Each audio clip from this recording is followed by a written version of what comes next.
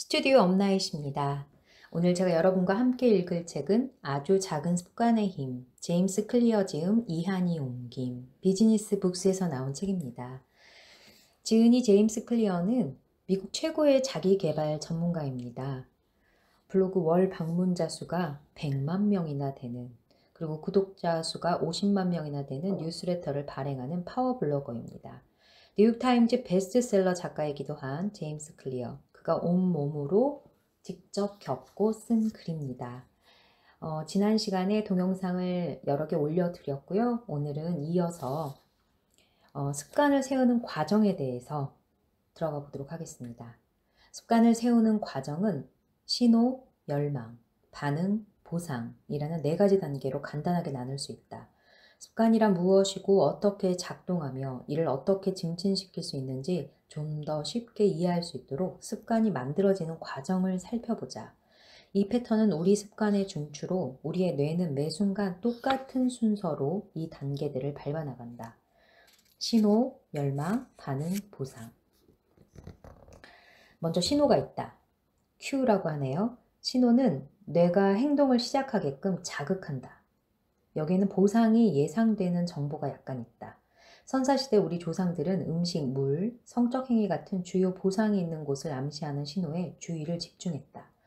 오늘날 우리는 돈이나 명예, 권력, 지위, 칭찬, 인정, 사랑과 우정, 만족감 같은 2차적인 보상이 예측되는 신호를 찾는데 대부분의 시간을 보낸다. 물론 이 역시 간접적으로 생존 및 재생산 가능성을 높이기 위함이다. 이는 우리가 하는 모든 일의 바탕에 깊숙이 내재된 동기다. 우리의 정신은 보상이 어디 있는지 단서를 찾기 위해 끊임없이 외적 환경을 분석한다. 신호는 보상에 가까워지는 첫 번째 지표이기 때문에 이는 열망으로 이어진다. 재밌죠? 열망은 두 번째 단계. 모든 습관 뒤에 있는 동기적인 힘이다. 동기나 욕망, 즉 변화하고자 하는 열망이 없다면 행동할 이유도 존재하지 않는다. 우리가 열망하는 것은 습관 그 자체가 아니라 그것이 가져올 변화다. 우리는 담배 피우는 것이 아니라 그것이 주는 안정감을 열망한다. 칫솔질이 아니라 입안을 청결히 하기 위해 동기가 발생한다. 그냥 텔레비전을 켜고 싶은 것이 아니라 놀고 싶어서 켜는 것이다. 모든 열망은 내적 상태를 변화시키고자 하는 욕구와 연결되어 있다. 이는 무척이나 중요한 부분으로 나중에 더 상세하게 논의할 것이다. 열망은 사람마다 다르다. 이론상 어떤 신호가 열망을 끄집어낼 수 있지만 실제로 누구나 같은 신호에 동기가 생기지는 않는다. 도박사에게는 슬롯머신 소리가 강한 욕망을 일으킬 수 있다. 하지만 일부 도박사들에게는 그런 촉매가 카지노의 딸랑거리는 소리나 차인벨 소리 같은 배경 소음일 수도 있다. 신호는 해석되기 전까지는 아무 의미가 없다. 관찰자의 생각, 느낌, 감정은 신호가 열망으로 변환된 것이다. 세 번째 단계는 반응이다. 반응은 우리가 수행한 실제 습관으로 생각이나 행동을 형성할 수 있다. 또한 반응은 우리에게 동기가 일어나는 방식과 그 행동에 대한 저항 정도에 따라 달라진다. 어떤 행위를 할 때 생각보다 훨씬 큰 육체적, 정신적 노력이 필요하다면 우리는 그 일을 하지 않게 된다. 반응은 능력에 따라 달라지기도 한다. 단순하게 들리겠지만 습관은 내게 그 일을 처리할 능력이 있는 경우에만 형성될 수 있다. 네, 맞는 말이죠. 농구를 하면서 덩크슛을 넣고 싶다고 해도 작은 키 때문에 골대에 닿을 만큼 점프할 수 없다면 그건 운이 없다고 봐야 한다. 마지막으로 반응은 보상을 가져다 준다. 보상은 습관의 최종 목표다. 신호는 보상을 알아차리는 일에 관한 것이다. 열망은 보상을 원하는 일에 관한 것이다. 반응은 보상을 얻어내는 일이다. 우리는 두 가지 목적에서 보상을 추구한다. 첫째, 보상에 만족한다. 둘째, 보상을 통해 배운다. 보상의 첫 번째 목적은 열망을 충족시키는 것이다. 그렇다. 보상은 그 자체로 이득을 제공한다. 음식이나 물은 살아남는 데 필요한 에너지를 전달한다. 승진은 더 많은 돈과 높은 지위를 가져온다. 멋진 몸을 만드는 것은 건강과 데이트의 가능성을 높인다. 하지만 더 즉각적으로 보상은 먹을 것이나 사회적 지위, 인정에 대한 우리의 열망을 충족시킨다. 최소 한순간이라도 보상은 만족감을 제공하고 열망을 줄인다. 둘째, 우리는 보상을 통해 어떤 행위가 미래에 기억할 만한 가치가 있는지 배운다. 우리의 뇌는 보상 탐지기다. 살아가는 동안 우리의 감각신경 시스템은 우리의 욕망을 충족시키고 기쁨을 가져다 줄 행위를 끊임없이 탐색한다. 기쁨이나 실망은 뇌가 유용한 행위와 쓸모없는 행위를 구분하도록 돕는 피드백 메커니즘의 일부다. 보상은 피드백 순환을 끝내고 습관 사이클을 완성한다. 어떤 행동이든 4단계 중 하나라도 충족시키지 못하면 습관이 되지 않는다. 신호를 제거하면 습관의 단계로 들어가지 않는다. 열망이 감소하면 동기가 부여되지 않는다. 반응이 어려우면 그 행동을 할 수가 없다. 보상이 욕구를 충족시키지 못하면 나중에 그 일을 다시 할 이유가 없다. 첫 3단계가 없다면 행동은 일어나지 않는다. 4단계 모두 없다면 행동은 반복되지 않는다. 요컨대 신호는 열망을 촉발하고 열망은 반응의 동기가 되며 반응은 보상을 제공하고 보상은 열망을 충족시키며 이는 신호와 관계가 있다. 이 4단계는 신경학적 피드백 순환, 즉 신호, 열망, 반응, 보상, 체계를 형성하며 궁극적으로 자동화된 습관을 만들어준다. 이 사이클을 습관 순환이라고 한다. 이 4단계는 이따금 일어나는 것이 아니라 우리가 살아있는 매 순간 작동하고 활성화되는 끝없는 피드백 순환고리다. 물론 지금 이 순간에도 일어나고 있다. 뇌는 지속적으로 환경을 살펴보고 다음에 일어날 일을 예측하고 다른 반응들을 시도하고 결과에서 배운다. 전체 과정은 찰나에 이루어지며 우리는 이전 과정을 거치지 않고 모든 것을 자신도 모르는 사이에 다시 반복한다. 또한 이는 크게 2가지 국면으로 쪼갤 수 있다. 문제 국면과 해결 국면이다. 문제 국면은 신호와 열망 단계로 변화의 필요성을 깨닫는 때다. 해결 국면은 반응과 보상 단계로 행동을 시도하고 열망하던 변화가 일어나는 때다. 문제 국면은 신호와 열망, 해결 국면은 반응과 보상. 모든 행동은 문제를 해결하려는 열망으로 생긴다. 문제는 우리가 뭔가 좋은 것을 알아차리고 얻어내고 싶을 때나 고통을 경감시키고 싶을 때 발생한다. 어느 쪽이든 습관의 목적은 직면한 문제를 해결하는 것이다. 실제 삶에서 이를 살펴보자. 그러면서 예시가 몇 가지 나왔는데요. 그 중에 한두 가지를 제가 읽어드리면 문제 국면인 신호와 열망에서 첫 번째 신호가 옵니다. 새로운 문자 메시지가 들어와서 휴대전화가 울립니다. 두 번째 열망이요. 열망 단계에서는 그 메시지의 내용을 읽고자 합니다. 그러면 이제 세 번째 반응, 해결 국면으로 넘어가죠. 휴대전화를 집어들고 메시지를 읽어요.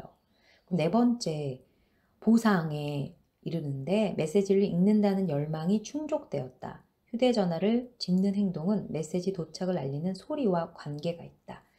이렇게 4단계로 습관이 형성이 된다고 설명하고 있습니다. 예를 하나만 더 읽어드릴게요. 첫 번째, 신호, 이메일에 회신을 하고 있다. 두 번째, 열망, 스트레스를 받기 시작하고 그 일에 부담을 느낀다. 자신감을 느끼고 싶다. 그럼 세 번째, 반응, 손톱을 자꾸 물어뜯는다. 네 번째, 보상, 스트레스를 줄이려는 열망이 충족되었다. 손톱을 물어뜯는 행위는 이메일 회신과 관계가 있다. 한 가지 더 읽어드릴게요. 신호는 잠에서 깨어났다. 열망은 말끔한 정신으로 하루를 시작하고 싶다. 반응은 원두커피 한 잔을 마신다. 보상은 정신을 차리고 싶다는 열망이 충족되었다. 커피 마시는 행위는 잠에서 깨는 것과 관계가 있다. 이해가 되시나요? 네. 어두운 방으로 걸어간다. 이게 신호입니다. 그럼 열망은 뭔가 보였으면 좋겠다. 그럼 반응은 전등의 스위치를 켠다. 그럼 보상은 뭔가 보이길 바라는 열망이 충족되었다. 스위치를 켜는 것은 어두운 방에 있는 것과 관계가 있다. 이렇게 됩니다. 어두운 방 안으로 걸어 들어가 전등 스위치를 켰다고 해보자. 우리는 스위치를 켠다는 생각을 미처 하기도 전에 수없이 이 단순한 습관을 행해왔다. 몇 초 안에 이 4가지 단계를 모두 밟은 것이다. 생각하지 않고도 행동하려는 시도가 일어났다. 이렇게 어른이 되어갈수록 습관이 우리 삶을 운용하고 있다는 것을 우리는 거의 알아차리지 못한다. 우리는 대부분 아침 신는 신발에 끈을 묶는다던가, 토스터를 사용한 후에 전원을 끈다던가, 퇴근하고 집에 와서 편안한 옷으로 갈아입는다든가 하는 일은 의식적으로 하지 않는다. 수십 년간 정신적 프로그래밍이 진행된 후 자동적으로 이런 생각과 행동 패턴으로 넘어온 것이다. 이해가 되시죠? 네. 행동 변화의 4가지 법칙. 다음 장에서 우리는 시간, 그리고 신호, 열망, 반응, 보상의 4단계가 우리가 매일 하는 대부분의 일들에 어떻게 영향을 끼치는지 살펴볼 것이다. 하지만 그 전에 이 4단계들을 반영해 좋은 습관을 고안하고 나쁜 습관을 제거할 수 있는 실제적인 행동 틀을 세워야 한다. 나는 이 틀을 행동 변화의 4가지 법칙이라고 부르는데, 이것이 좋은 습관을 만들고 나쁜 습관을 깨뜨리는 간단한 규칙들을 제공하기 때문이다. 이 법칙 하나하나는 인간의 행동에 영향을 미치는 레버와 같다. 레버가 제대로 된 위치에 있다면 좋은 습관을 만드는 건 수월하다. 반대로 잘못된 위치에 있다면 거의 불가능하다. 좋은 습관을 만드는 방법부터 알려드릴게요. 네, 첫 번째 법칙, 신호. 분명하게 만들어라. 신호를 분명하게 만들어야 됩니다. 두 번째 법칙, 열망. 매력적으로 만들어라. 세 번째 법칙, 반응. 하기 쉽게 만들어라. 네 번째 법칙, 보상. 만족스럽게 만들어라. 이 법칙들은 또 나쁜 습관을 깨뜨리는 방법으로도 바꿀 수가 있습니다. 나쁜 습관을 깨뜨리는 방법, 첫 번째 법칙, 신호를 보이지 않게 만들어라. 두 번째 법칙, 열망을 매력적이지 않게 만들어라. 세 번째 법칙, 반응을 하기 어렵게 만들어라. 네 번째 법칙, 보상, 불만족스럽게 만들어라. 이 4가지 법칙이 너무 힘들다고 말한다면 그건 너무 무책임하게 들린다. 이 법칙들은 모두 비슷하다. 곧 알게 되겠지만 행동 변화의 4가지 법칙은 스포츠, 정치, 예술, 의학, 코미디, 경영에 이르기까지 거의 모든 분야에 적용할 수 있다. 이 법칙들은 어떤 도전에 맞닥뜨려도 이용할 수 있다. 습관마다 각기 다른 전략이 필요하진 않다. 행동을 변화시키고 싶다면 다음과 같은 간단한 질문을 해보라. 첫 번째, 어떻게 그것을 분명하게 만들 수 있을까? 두 번째, 어떻게 그것을 매력적으로 만들 수 있을까? 세 번째, 어떻게 그것을 하기 쉽게 만들 수 있을까? 네 번째, 어떻게 그것을 만족스럽게 만들 수 있을까? 할 거라고 말해놓고 왜 하지 않았을까? 왜 살을 빼지 않았을까? 왜 담배를 끊지 않았을까? 왜 연금 저축을 하지 않았을까? 왜 재테크를 시작하지 않았을까? 왜 중요한 줄 알면서 할 시간을 내지 않았을까? 한 번이라도 이렇게 자문해 본 적이 있는가? 이런 질문에 대한 답은 위에 4가지 법칙 어디서든 찾을 수 있다. 그러네요. 네. 좋은 습관을 만들고 나쁜 습관을 버리는 핵심은 이 기초 법칙들을 이해하고 자신의 특성에 맞춰 적용하는 방법을 아는 것이다.